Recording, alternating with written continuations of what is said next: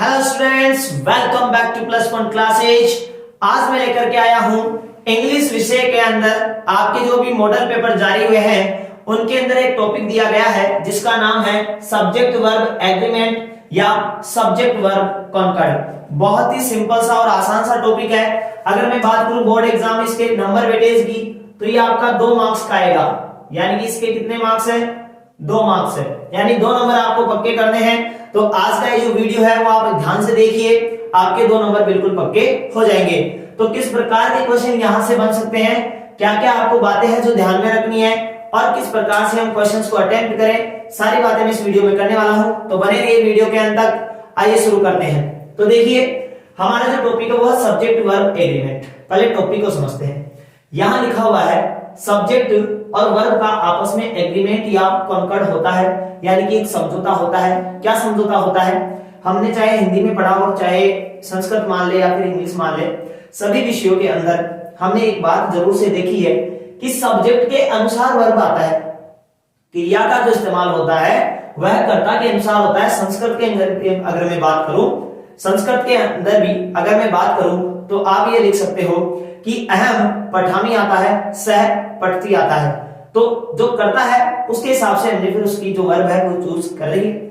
यहां पर भी हम कर्ता के हिसाब से वर्ब को चूज करेंगे।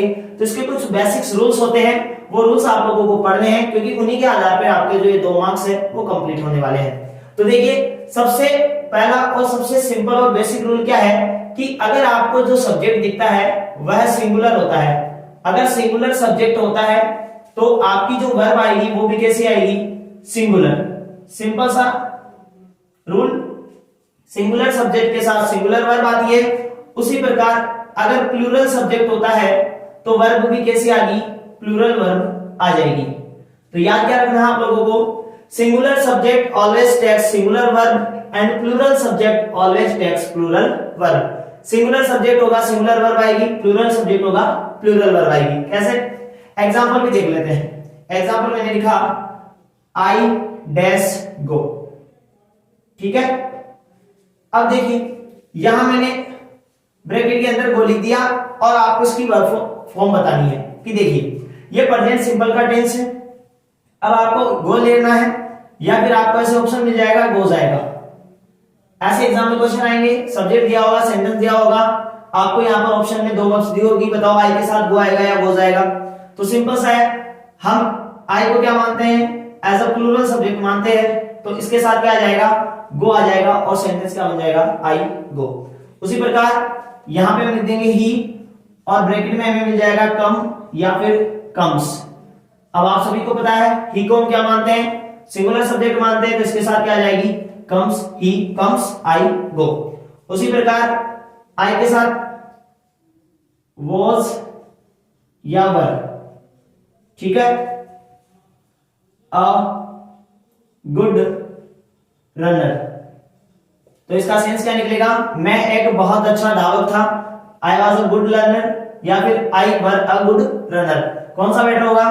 तो आई जो है उसको यहां सिंगुलर कंसीडर किया जाता है। याद रखना जो पास्ट का कंटिन्यूअस होता है वहां पर आई सिंगुलर होता है और वहां आई के साथ क्या यूज होता है? वाज। अगर आप लोगों ने टेंस ध्यान से पढ़ रखे हैं दोस्त तो आपको ये सारी बातें क्लियर होगी कि आई के साथ वाज का यूज हो सकता है, यहां पर आई के साथ गो का यूज होगा और यहां पर ही के साथ कम्स का यूज होगा। ये था इसका पहला और सबसे बेसिक रूल कि सिंगुलर सब्जेक्ट होता है वह सिंगुलर वर्ब लेता है और अगर प्लूरल सब्जेक्ट होता है तो वह प्लूरल वर्ब लेता है। इतनी बात आपको क्लियर हो जाएगी। आप इनके साथ साथ आप नोट्स भी साथ में बनाते रहे तो बहुत ही अच्छा होगा, आपको रिवीजन करने में बहुत ज्यादा आसानी हो जाएगी। अब हम चलते हैं दूसरे के ऊपर। तो देखिए क्या कहना चाहता है दूसरे वाला, आप इनका नोट्स साथ साथ बनाते रहिए। तो अब मैं बात करता हूं दूसरे रूल्स की।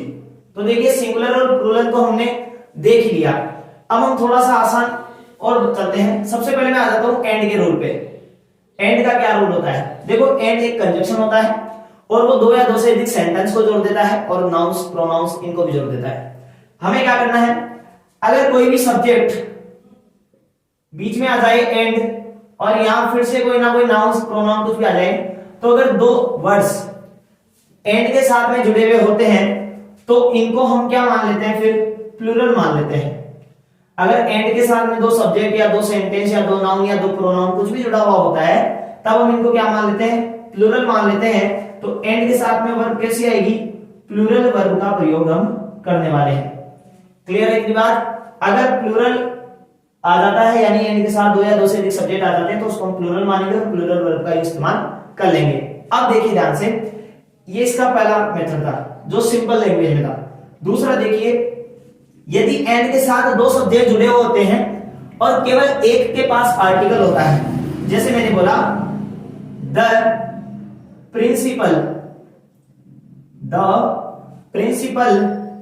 एंड साइंस टीचर, ठीक है। यहां पर एंड के साथ मैंने दो वर्ड्स को कनेक्ट किया है, पहला है द प्रिंसिपल एंड सेकंड वाला क्या है, साइंस टीचर। डैश कम या फिर कम्स, ठीक है, क्लियर है। At my home every month, ठीक है फ्रेंड्स। अब आइए, यहां पर एंड के साथ मैंने दो या दो से अधिक वर्ड्स को कनेक्ट किया है, और जब हम साधारणतया दो वर्ड्स को कनेक्ट करते हैं तब उसको क्या मानते हैं हम, प्लूरल। लेकिन ध्यान से सुने, अगर यहां पर आपको क्या दिख जाए, कोई भी आर्टिकल दिख जाए, ए, एन और द, इनमें से एक के पास आर्टिकल और दूसरे के पास आर्टिकल नहीं हो, ऐसी कंडीशन में हम ये मानते हैं कि ये वाला वर्ड और ये वाला वर्ड दोनों सेम है, यानी कि ये एक के ही बारे में बात कर रहे हैं। जैसे कि the principal and science teacher मेरे घर आए, यानी कि हर महीने प्रिंसिपल और साइंस टीचर मेरे घर आते हैं। इसका मतलब ये होता है कि जो प्रिंसिपल है वही क्या है, साइंस टीचर है, या साइंस टीचर जो है वही क्या है, प्रिंसिपल है। दोनों पर्सन जो है वो एक ही है। कि जैसे प्रिंसिपल हमारे स्कूल के, वो हमें साइंस पढ़ाते हैं, तो मैंने कहा कि the principal and science teacher, कि प्रिंसिपल और साइंस टीचर जो है वो हमारे घर हर महीने आते हैं। तो अगर आपको याद रखना है, एंड के साथ में केवल एक आर्टिकल आता हो तो सिंगुलर मानना है, और अगर मान लीजिए यहां पर दोनों तरफ दो आर्टिकल आ जाए, तब आप उसको क्या कंसीडर करोगे, प्लूरल कंसीडर करोगे। याद रखे, एक आर्टिकल सिंगुलर एक आदमी, दो आर्टिकल प्लूरल दो आदमी, ठीक है, समझ में आ गया रूल। एक आर्टिकल होगा अगर यहां पर, तब तो हम क्या यूज करेंगे, कम्स। अगर दो आर्टिकल आ जाते हैं तब हम क्या यूज करेंगे, कम। क्लियर है इतनी बात। अब ये एस वाला ये टेंस के अंदर आप लोगों ने पढ़ लिया है, ठीक है। अब हम चलते हैं इसके रूल नंबर 3 के ऊपर। आप इन सबके स्क्रीनशॉट ले सकते हो या फिर वीडियो को पॉज करके नोट्स भी बना सकते हो। अब अगला रूल देखिए फ्रेंड्स, अगला रूल बहुत ही सिंपल है कि कुछ वर्ड जो होते हैं ना वो ऐसे होते हैं जो हमेशा सिंगुलर या प्लूरल की बातें बताते हैं। जैसे यहां मैं लिख देता हूं एवरी या फिर ईच, ठीक है। क्या क्या लिखा मैंने, एवरी लिख दिया, ईच लिख दिया, या एवरी ऑफ, ईच ऑफ, ऐसे वर्ड्स भी आ जाते हैं। इसके बाद ईदर आ जाता है, और ईदर वाला तो दूसरा देख लेंगे। फिलहाल इतना देखिए आप कि एवरी वर्ड्स आ जाता है, या ईच कोई वर्ड आ जाता है साथ में, या एवरी ऑफ या ईच ऑफ, ऐसे कुछ वर्ड्स आ जाते हैं। तो आपको ध्यान देना है विशेष तौर पे, क्या एवरी और ईच जो होते हैं वो सामान्य अर्थ रखते हैं प्रत्येक, यानी इनमें से एक। तो इनके साथ में आपको सदैव कौन सी वर्ब यूज करनी पड़ेगी, सिंगुलर वर्ब का आपको यूज करना पड़ेगा। इट इज क्लियर और नॉट, कि अगर एवरी और ईच से कोई वाक्य स्टार्ट होता है या बीच में आ जाते हैं तो इनके साथ में आपको सिंगुलर वर्ब यूज करनी पड़ेगी। जैसे every boy of this school dash is are very intelligent. क्या है यहां पर कि every boy of this school, यानी प्रत्येक बच्चा जो है वो इस स्कूल का, वो क्या है, बहुत ज्यादा इंटेलिजेंट है। इस विद्यालय का प्रत्येक बच्चा, या मैं कहूं कि यहां से पढ़ाई करने वाला प्रत्येक बच्चा होशियार है। तो आप क्या बताओगे कि बात हर एक बच्चे की हो रही है, एक बच्चे की। और जब एक बच्चे की बात होना बेटा, तब इसको सिंगुलर कंसीडर करेंगे। तो यहां पर हम क्या यूज कर देंगे, इसका यूज कर देंगे। क्लियर है। तो इसके साथ अब हम चलते हैं पॉइंट नंबर 4 पे। आप बस केवल इन पॉइंट्स को समझ जाइए, रिवीजन करते रहिए, गारंटी के साथ आपके 2 प्रश्न है, 2 मार्क्स है, वो आपके कहीं नहीं जाने वाले, वो आपके पकड़ में रहेंगे। अब देखिए फोर्थ जो पॉइंट है वो क्या कहता है, ईच ऑफ के साथ में अब हम चलते हैं ऐसे कुछ वर्ड्स। अब हम वर्ड्स के ऊपर चलते हैं। कुछ वर्ड्स ऐसे होते हैं जो दिखने में तो कैसे होते हैं, प्लूरल, लेकिन बेटा एक्चुअल में वो कैसे होते हैं, सिंगुलर वर्ड्स होते हैं। वापस से समझना, कुछ वर्ड्स दिखते तो प्लूरल है लेकिन होते कैसे हैं, सिंगुलर है। तो ये तो कंफ्यूजिंग वाली बात हो गई ना, तो हमें समझना पड़ेगा कैसे। जैसे मैंने एग्जांपल के तौर पे लिख दिया फिजिक्स, क्या लिख दिया, फिजिक्स। बेटा लास्ट में क्या है, एस है, और लास्ट में एस आता तो हम ये समझ लेते हैं कि ये प्लूरल होगा, लेकिन यहां पर ये क्या है, सिंगुलर है। उसी प्रकार मैथमेटिक्स, अब इसके अंदर भी क्या आ रहा है, लास्ट में एस आ रहा है। हम क्या सोचते हैं, अरे भाई ये तो प्लूरल हो सकता है ना, प्लूरल नहीं है, क्या है ये, सिंगुलर है। उसी प्रकार मैंने लिख दिया पब्लिक। पब्लिक क्या है, पब्लिक यहां पर सर पब्लिक तो पता नहीं, भीड़ है, भीड़ से मतलब नहीं है। आप इसको ऐसे भी समझ सकते हो, अगर कोई पूरी प्रजाति को या उसकी पूरे वंश को प्रेजेंट करता है तब भी उसको हम सिंगुलर ही कंसीडर करते हैं। दोनों पॉइंट आप एक साथ देख सकते हो, कुछ ऐसे वर्ड्स जो सिंगुलर होते हैं या फिर कुछ ऐसे वर्ड्स जो अपनी जैसी प्रजातियों को एक साथ लेते हैं। जैसे मैंने कहा मनुष्य, तो मनुष्य की पूरी जाति आ गई, तो मनुष्य को हम सिंगुलर कंसीडर करेंगे। तो पब्लिक है, पब्लिक का मतलब पूरी पब्लिक आ गई, जनता आ गई, तो जनता को हम क्या मानेंगे, सिंगुलर मानेंगे। तो उसी प्रकार क्या आती है, न्यूज। ये न्यूज वाला वर्ड आपको हाईलाइट रखना है, यहां से क्वेश्चन पुट अप हो सकता है। अब न्यूज को देखकर कैसे लगता है, ये पता नहीं, प्लूरल होगी, बहुत सारी न्यूज होगी, तो न्यूज जो होती है वो कैसी होती है, सिंगुलर होती है। उसी प्रकार इंफॉर्मेशन, अगर मैं बात कर लेता हूं तो जो इंफॉर्मेशन होती है वो भी कैसी होती है, इंफॉर्मेशन भी हमेशा सिंगुलर होती है। तो ऐसे कुछ वर्ड्स आपको सेंस पे भी जाना है थोड़ा सा, देखिए हो सकते हैं इनमें से कुछ अलग वर्ड्स भी आ जाए। वैसे तो मैंने बहुत ही ज्यादा इंपॉर्टेंट वर्ड्स लिए हैं जो कि आएंगे तो इनमें से आएंगे वरना नहीं आएंगे, लेकिन फिर भी आपको थोड़ा बहुत सेंस पे भी फोकस रखना है। क्या पता अगर कोई अलग से क्वेश्चन आ जाए तो आप उसका सेंस समझे सेंटेंस का, कि वो प्लूरल की बात कर रहा है या सिंगुलर की। जैसे physics dash very good subject. अब आप इससे नहीं तो आगे से समझ सकते कि फिजिक्स जो है बहुत अच्छी विषय है। अब फिजिक्स की बहुत सारी थोड़ी विषय होती है, फिजिक्स तो फिजिक्स होती है, एक होती है, तो आप अंदाजा लगा सकते हो, ठीक है। ऐसा ही दिस मैथमेटिक्स बुक्स या फिर मैथमेटिक्स डैश गुड, ऐसे आप कुछ बना सकते हो, सेंटेंस के फॉर्म से भी आप समझ सकते हो, सेंस से भी समझ सकते हो। तो चौथा पॉइंट क्या था, कुछ वर्ड्स जो प्लूरल दिखते हैं लेकिन एक्चुअल में कैसे होते हैं, सिंगुलर होते हैं। आप ये याद रख सकते हो, फिजिक्स, मैथमेटिक्स, पब्लिक, न्यूज और इंफॉर्मेशन। क्लियर है इतनी बात। अब देखिए आगे अगला जो रूल है वो पांचवा रूल ये क्या कहता है कि आपको कुछ वर्ड्स जो होते हैं वो एक्चुअल में प्लूरल ही होते हैं, यानी कि आपको ऐसे वर्ड्स के बारे में ध्यान रखना है जो हमेशा पेयर में आते हैं वो प्लूरल होते हैं। जैसे कि पेयरिंग वर्ड्स कैसे होते हैं, एग्जांपल ले लेते हैं, मैंने लिया शूज। अब आप इसको सिंगल शू नहीं बोलोगे क्योंकि शूज होते हैं वो 2 होते हैं, तो वो हमेशा जोड़े में आएंगे, तो ये प्लूरल वर्ड्स है, तो इनके साथ वर्ब भी कैसे आएगी, प्लूरल ही आएगी। उसके अलावा देखिए शूज के साथ में मैंने लिखा पैंट्स। अब ये जो पैंट्स है, अब पैंट जो होती है ना वो हमेशा जोड़े में होती है, मतलब 2 पेड़ डालने की जगह होती है ना उसके अंदर, तो उस हिसाब से। इसी प्रकार अगर मैं बात करूं सीजर, सीजर का मतलब होता है क्या, कैंची। अब कैंची के अंदर भी 2 होते हैं ना इससे, तो अगर कोई चीज 2 हिस्सों से मिलकर के बनी होती है, उसके 2 अलग अलग हिस्से होते हैं और दोनों को एक साथ में प्रयोग में लिया जाता है, तो ये प्लूरल वर्ड्स होते हैं, पेयरिंग में ये होते हैं। और इनके साथ में वर्ब भी कैसी आती है बेटा, प्लूरल वर्ब आती है, ये आपको याद रखना है।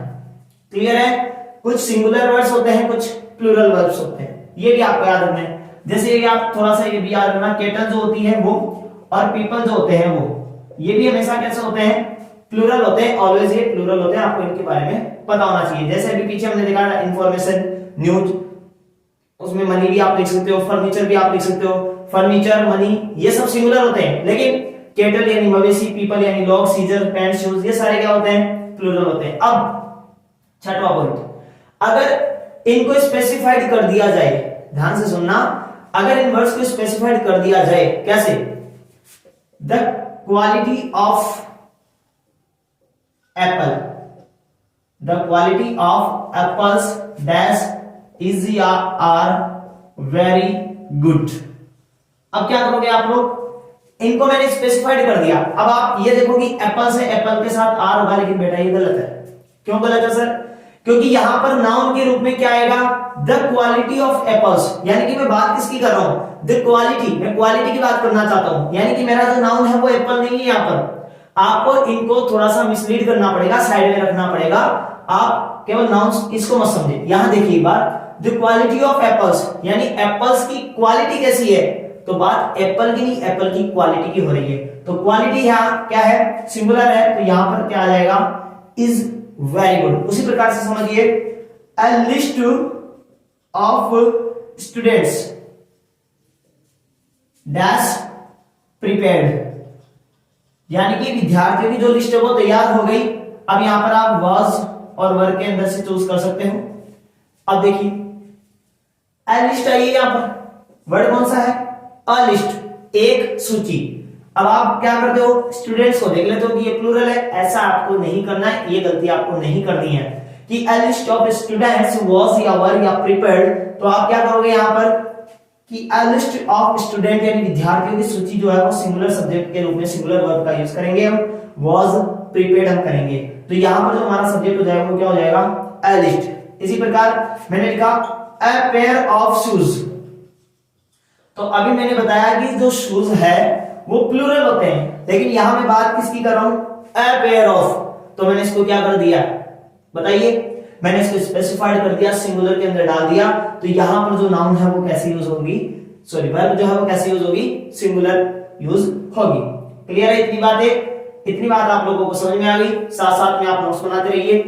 अब हम चलते हैं, देखिए आगे, ज्यादा इसके रूल्स है नहीं, थोड़े से रूल्स हैं। अब देखिए 6 रूल्स हो गए। 7वां रूल देखिए, 7वां रूल ये कहता है कि कुछ वर्ड्स हैं बेटा ये आपको याद करने हैं, ईदर और हमेशा ये ग्रुप में आते हैं, हम एग्जांपल लेंगे। उसके बाद है नीदर नॉर, उसके बाद है नॉट ओनली बट आल्सो, ठीक है, हमेशा ये पैर में आते हैं, जैसे either I or my brother to the Jaipur, ठीक है। इधर और का मतलब होता है या तो, नीदर नॉर का होता है ना तो, और नॉट ओनली का मतलब होता है ना केवल, बट आल्सो केवल, लेकिन भी, ना केवल लेकिन भी।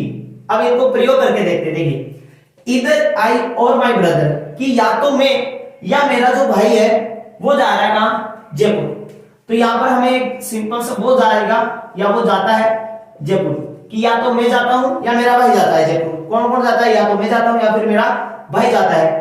अगर ऐसा सेंटेंस आए तब आपको क्या करना है बेटा, इन्होंने ऑप्शंस दिए हैं, इन्होंने ऑप्शंस दिए हैं चूज करने के लिए। जब ऐसी कंडीशन आए आप लोग क्या करोगे, या आप लोग ध्यान से तो ना, एक और एक, कितने सब्जेक्ट होते हैं यहां पर, 2। तो आपको नियरेस्ट सब्जेक्ट देखना है। कौन सा सब्जेक्ट देखोगे आप लोग, नियरेस्ट सब्जेक्ट। नियरेस्ट सब्जेक्ट का मतलब कि फर्स्ट वाला नहीं देखना, सेकंड वाला देखना है। ऐसे याद रख लेना, 2 है ग्रुप में है तो दूसरा वाला सब्जेक्ट, 2 है, 2 के जोड़े में आते ना, तो सेकंड सब्जेक्ट आप लोगों को देखना है। इस वर्ब के पास वाला सब्जेक्ट आपको देखना है। तो पास वाला सब्जेक्ट क्या है, माय ब्रदर, सिंगुलर है, क्या वर्ब यूज करेंगे, गॉस। वापस से सुने, सिंगुलर है, नियरेस्ट सब्जेक्ट देखना है, जस्ट पास वाला सब्जेक्ट देखना है, तो पास में क्या यूज कर लोगे आप लोग, फिर गॉस का यूज कर लोगे, ठीक है। उसी प्रकार यहां पर मैं नीदर कर सकता हूं कि ना तो मैं और ना मेरा भाई, कोई नहीं जाता जयपुर। तो अब भी आपको नियरेस्ट सब्जेक्ट देखना है, ये देखना है, क्लियर। अब नॉट ओनली बट आल्सो का एग्जांपल ले लेते हैं कि नॉट ओनली ही इज, ये तो लिखना ही ना, not only he poor but also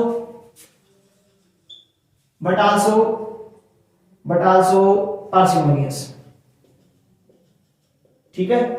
अगर ऐसा आ जाता है, यहां पर मैंने क्या लिखा है, ही, और ब्रैकेट कहां दे रखा है, यहां नियरेस्ट सब्जेक्ट पकड़ लो। नियरेस्ट सब्जेक्ट कौन सा है, ही है, तो इज एम आर में से कौन सा आएगा, इज लगा दो। समझे बातों को। नॉट ओनली बट आल्सो, इधर और नीदर और, ऐसे अगर वर्ड्स आपको देखने को मिलते हैं तो बेटा बिना सोचे समझे बात का ध्यान रखिए। क्या नियरेस्ट सब्जेक्ट, पास वाला जो सब्जेक्ट होता है उसके हिसाब से आप लोगों को ये वाला जो वर्ड्स है, वर्ब है, वो आपको चूज करनी है। अगर यहां पर इधर आई और आप यहां पर लिख सकते हो पेरेंट्स। अब पेरेंट्स में माता और पिता दोनों आ गए ना, तो ये प्लूरल सब्जेक्ट की तरह काम करेगा। अगर पेरेंट्स यहां पर वर्ड आएगा तो फिर आप क्या यूज करोगे, गो, कि या तो मैं जाऊंगा या पेरेंट्स आएंगे, पेरेंट्स हम लोग प्लूरल हो गए तो आप फिर प्लूरल वर्ब का यूज कर सकते हो, ऐसे आप लोग कर सकते हो। क्लियर है?